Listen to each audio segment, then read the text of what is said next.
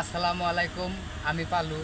আমি কথা কইলে তো আপনারা মনে করেন যে আমি দিনের রাত 24 ঘন্টা খালি মিছা কথাই কই, কিন্তু আসলে না, যা কই সব সত্যি কথা কই, বাস্তব কথা কই।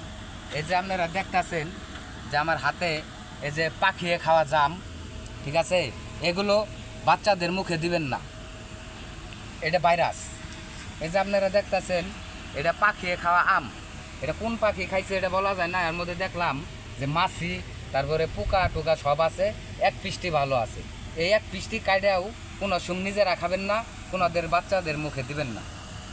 তারপরে এটা ফেসবুকে আমি ওই দিন একটা দেখলাম, এই জাতের আম মিষ্টি যেটা আম, ওইটা সাপে ওইটা এই আমটা খাইতাছে। আমরা এই জাম থেকে, এই আম থেকে, মাটিয়ে পড়া কাঠল থেকে আমরা সবাই বিরত থাকি।